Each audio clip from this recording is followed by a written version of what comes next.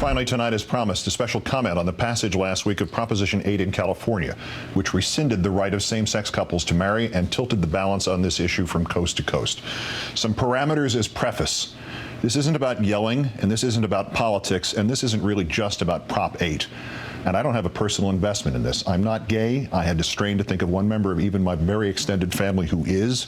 I have no personal stories of close friends or colleagues fighting prejudice that still pervades their lives. And yet, to me, this vote is horrible.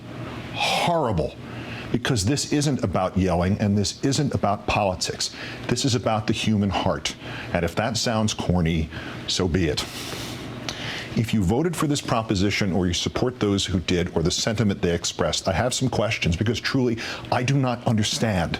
Why does this matter to you? What is it to you? In a time of impermanence and fly-by-night relationships, these people over here want the same chance at permanence and happiness that is your option. They don't want to deny you yours.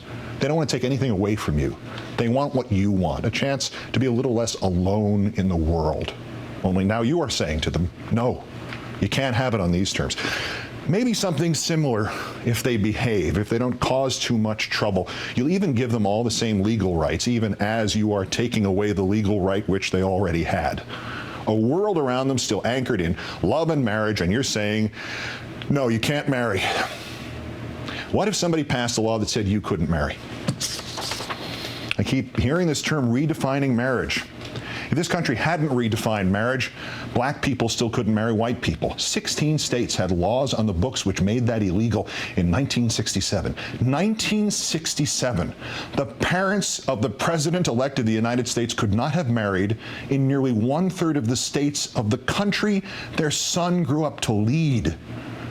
But it's worse than that. If this country had not redefined marriage, some black people still couldn't marry other black people. It is one of the most overlooked and cruelest parts of our sad history of slavery. Marriages were not legally recognized if the people were slaves. Since slaves were property, they could not be legally husband and wife, nor mother and child. Their marriage vows were different. Not until death do you part, but until death or distance do you part. Marriages among slaves were not legally recognized. You know, just like marriages today in California are not legally recognized if the people are gay. And uncountable in our history are the number of men and women forced by society into marrying the opposite sex in sham marriages or marriages of convenience or just marriages of not knowing. Centuries of men and women who have lived their lives in shame and unhappiness and who have, through a lie to themselves or others, broken countless other lives of spouses and children, all because we said a man could not marry another man or a woman could not marry another woman. The sanctity of marriage. How many marriages like that have there been? And how on earth do they increase the sanctity of marriage rather than render that term meaningless? What is this to you? Nobody is asking you to embrace their expression of love. But don't you as human beings have to embrace that love? The world is barren enough. It is stacked against love and against hope and against those very few and precious emotions that enable us, all of us, to go forward. Your marriage only stands a 50-50 chance of lasting, no matter how much you feel and how hard you work. And here are people overjoyed at the prospect of just that chance and that work just for the hope of having that feeling. With so much hate in the world, with so much meaningless division and people pitted against each other for no good reason, this is what your religion tells you to do? With your experience of life and this world and all its sadnesses, this is what your conscience tells you to do? With your knowledge that life, with endless vigor, seems to tilt the playing field in which we all live in favor of unhappiness and hate, this is what your heart tells you to do? You want to sanctify marriage? You want to honor your God and the universal love you believe he represents? Then spread happiness. This tiny symbolic, semantical grain of happiness. Share it with all those who seek it. Quote me anything from your religious leader or book of choice telling you to stand against this.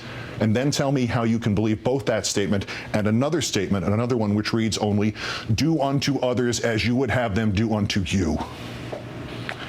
You are asked now by your country, perhaps by your Creator, to stand on one side or another. You are asked now to stand not on a question of politics, not a question of religion, not on a question of gay or straight. You are asked now to stand on a question of love.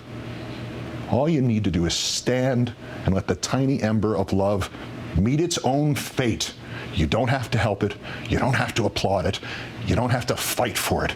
Just don't put it out. Just don't extinguish it. Because while it may at first look like that love is between two people you don't know and you don't understand and maybe you don't even want to know, that love is in fact the ember of your love for your fellow person.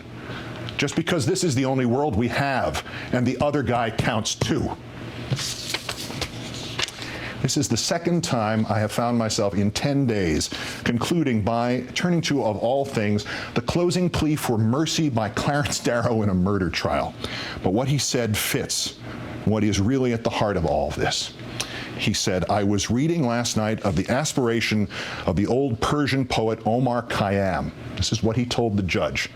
It appealed to me as the highest that I can vision. I wish it was in my heart.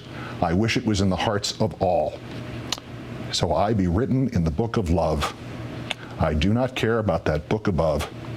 Erase my name or write it as you will. So I be written in the book of love. Good night and good luck. Think in those terms? Will the judges who will still rule think in those terms? Doubtful. Will the defense witnesses who saw their arguments dissolve when presented with the reality of their own baseless fears and superstitious beliefs, will they think in those terms? I think they already did over these last few months in the courtroom of a judge named Vaughn Walker. Good night and good luck. And now with her guests, the attorneys who won the case. Ladies and gentlemen, here is Rachel Maddow. Good evening, Rachel. Good evening, Keith. Thank you. And thanks to you at home for staying with us.